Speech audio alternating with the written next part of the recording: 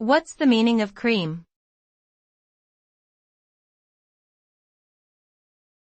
Cream.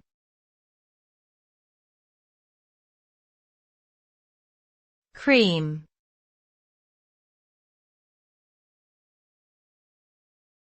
Cream.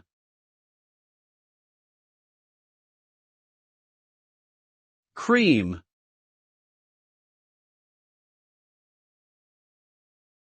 The term cream can have different meanings depending on the context in which it is used. In general, cream refers to a rich, fatty substance that is obtained from milk and used for cooking or as a topping. It can also refer to a pale yellowish-white color, or a soft, smooth texture, such as the creamy consistency of lotion or cheese.